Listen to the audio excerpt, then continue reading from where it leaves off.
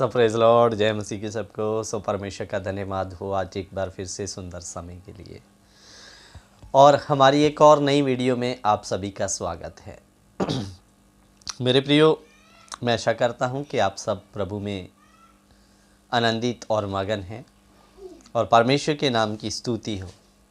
और अजीज़ों, आइए हम आज एक और नया विषय सीखने के लिए जा रहे हैं। कल मैं न्यूज़ देख रहा था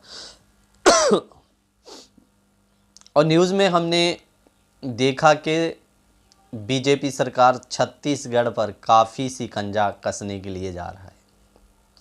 आए दिन ही उनकी वहाँ रणनीतियाँ चल रही है कि किसी न किसी तरीके से मसीह सभाओं को बंद किया जाए करके। तो ये एक न्यूज़ में से तस्वीर आपके सामने रख रहा हूँ कि आए दिन ही मसीह लोगों को वहाँ प्रताड़ित किया जा रहा है, सभाएं बंद करवाई जा रही है। और मेरे प्रियो, बड़ी सभाओं को रोका जा रहा है। मैं भी बीते दिन ही छत्तीसगढ़ में था तो अजीज़ों, मैं जब लास्ट दिनों में वापसी होने वाला था तो मैंने देखा कि मैं टिकट कटवाने के लिए जहाँ मैं रहता था वहाँ से 30 किलोमीटर दूर जा रहा था। तो रास्ते में हमें बहुत बड़े बड़े टेंट लगे मिले, जिनमें केवल 10 टेंट का पंडाल लगा हुआ है और मात्र 10 लोग उसमें बैठकर रामायण पोथी गा रहे हैं। मेरे प्रियो, मेरे दिमाग में तुरंत आया कि देखिए, मसीहों को ओपन मीटिंग करना अलाउड नहीं है, लेकिन ये लोग पूरा दिन भर बैठकर क्या कर रहे हैं? रामायण पोथी गा रहे हैं। तो बैठे कितने लोग हैं? मात्र 10 या 12 लोग, इतने बड़े पंडाल में दोपहर के समय। तो इसीलिए मतलब मुझे देखकर ये बात याद आ रही थी कि सारे कानून मसीहों के लिए, इनके लिए कोई कानून कायदा है नहीं करके। तो अजीज़ों, बस यही बात थी कि दूसरों के लिए कानून नहीं है, कानून केवल मसीह लोगों के लिए सरकार बना रहा है, ताकि किसी न किसी तरीके से मसीह सभाओं को बंद किया जाए। और यहाँ तक सुनने में आया कि जो भी सेवक, मिशनरी या कोई धर्मांतरण करते पकड़ा गया, 10 साल की कैद और कई हज़ार रुपए का जुर्माना देना होगा करके। तो इसी विषय पर कल हमारे एक मित्र से जब हमारी बात हो रही थी तो वो बेचारा हंसते हुए एक बात बोला कि अगर 2024 में सेंट्रल गवर्नमेंट, मोदी सरकार या बीजेपी बनती है तो मुझे ऐसा लग रहा है कि जो विरोधी मसीह का राज आने वाला था वो आ चुका है करके, 2024 में आ जाएगा करके। तो मैं हंसा और उसको एक जवाब दिया, ये समस्या तो पीड़ाओं का आरंभ है, लेकिन जब मसीह विरोधी आएगा वो इतना दुखदायक और कठिन समय होगा। लोग मृत्यु मांगेंगे लेकिन मृत्यु भी आएगा नहीं। इतने दर्द और इतनी तकलीफ़ें उस समय लोगों को मिलने वाली हैं। ये मसीह विरोधी का समय नहीं, ये तो पीड़ों का आरंभ है मेरे प्रियो। अगर वाकया में 2024 में बीजेपी सरकार सेंटर में आती है तो हो सकता है ये समय थोड़ा कठिन हो, क्योंकि उनका एड़ी चोटी का योर है कि हम लोग धर्मांतरण को रोकेंगे, बंद करेंगे। ऐसा हम धर्मांतरण करते नहीं हैं। मसीहो, आप लोग भी एक कान खोल कर बात सुन लो। आप कभी भी किसी को ये ना कहें मैं तो मसीह में चंगा हुआ इसलिए मसीह में आया करके। आप जब भी आपसे कोई सवाल करे, वही सृष्टिकर्ता परमेश्वर है, उसके जैसा कोई प्यार करने वाला या माफ़ करने वाला परमेश्वर है नहीं। मैं उसके पीछे इसलिए चलता हूँ कि वो स्वभाव से परमेश्वर है और वही परमेश्वर है। मैं उसके पीछे आशीषों, बरकतों, जब मुझे चंगाई मिले इसलिए नहीं चलता, मैं इसलिए चलता हूँ कि मेरा बनाने वाला परमेश्वर वही है। और इस बात का पवित्र शास्त्र बाइबल गवाह है। तो इसलिए मेरे अजीज़ों, ताकि कल को हमारे ऊपर कोई ये चीज़ ना आने पाए कि लोग चंगाई के लालच के द्वारा लोगों को मसीहत में ला रहे हैं या लोग आ रहे हैं करके, जब भी जवाब दें वो मेरा सृजनहार है।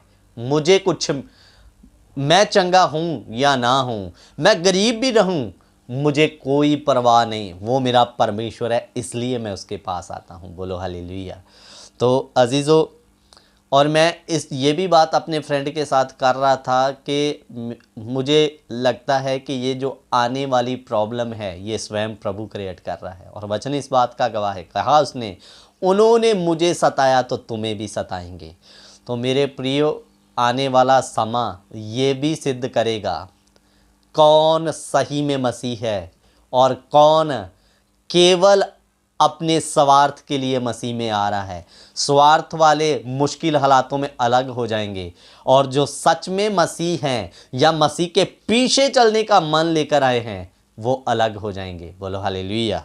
तो मेरे प्रियो, इधर मैं एक वचन आपके लिए पढ़ना चाहता हूँ। मत्ती 3 अध्याय उसका 10 वचन हम पढ़ेंगे। मत्ती 3 का 10। अब कुल्हाड़ा पेड़ों की जड़ पर रखा हुआ है, इसलिए जो जो पेड़ अच्छा फल नहीं लाता वह काटा और आग में झोंका जाता है। मेरे प्रियो, ये वचन यूहन्ना ने शास्त्रियों और फरीसियों के लिए इस्तेमाल किया था, लेकिन मैं आपको बता दूं कि ये समय जो आने वाला समय कठिन समय हो सकता है। ये अच्छे पेड़ और बुरे पेड़ की फल की पहचान करवाने के लिए लाभदायक होगा। जो केवल सेवक गण लालच के लिए सेवा कर रहे हैं, लालच के लिए कहा जाए तो केवल अपने नाम को ऊंचा करने के लिए, शोहरत पाने के लिए, वो भी टिक नहीं पाएंगे ऐसे हालातों के सामने में। और दूसरा नंबर, जो विश्वासी ऐसी मनसा लेकर यीशु के पीछे चल रहे हैं वो अलग हो जाएंगे, और सही विश्वासी एक साइड, सही विश्वासी जान भी दे देगा तो भी ऐसे हालात में परमेश्वर के साथ खड़ा रहेगा। और जो भूसी है वो तो मेरे प्रियो, दुख के आते ही वो उड़ जाएगी, इधर उधर भाग जाएगी। तो इसलिए ये समय कुछ भी नहीं है मसीह विरोधी, ये मसीह विरोधी का समय नहीं है। मसीह विरोधी का जो समय होगा बहुत भयानक होगा। ये तो पीड़ों का आरंभ है मेरे अजीजों। तो एक और वचन देख लेते हैं, 12 वचन भी, 3 का 12। उसका सूप उसके हाथ में है और वह अपना खलिहान अच्छी रीति से साफ करेगा और अपने गेहूं को तो खत्तों में इकट्ठा करेगा, परंतु भूसी को उससे आग में जलाएगा जो बुझने की नहीं।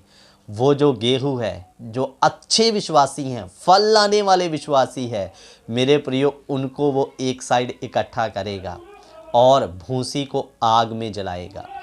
तो मेरे प्रियो, कहने का मतलब क्या है? हो सकता है ये आने वाला समय परमेश्वर स्वयं लेकर आ रहा है ताकि सही विश्वासी का पहचान हो और केवल स्वार्थ के पीछे भागने वाला एक साइड हो जाए। इसलिए कभी ये प्रार्थना ना करें कि ये जो आने वाला समय है परमेश्वर ये ना आए, विरोध बंद हो जाए। क्या प्रार्थना करें?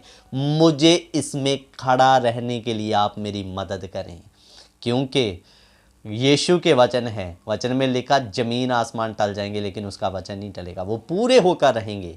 इसलिए विरोधी खत्म हो जाए या उनकी ताकतें बंद हो जाए, उनके कार्य निष्कार्य हो जाए, ऐसा प्रार्थना नहीं करना। ये परमेश्वर का वचन है, पूरा होकर रहेगा। हमें प्रार्थना करना, मुझे ऐसे हालातों में खड़ा होने के लिए आप मेरी मदद और सहायता करें।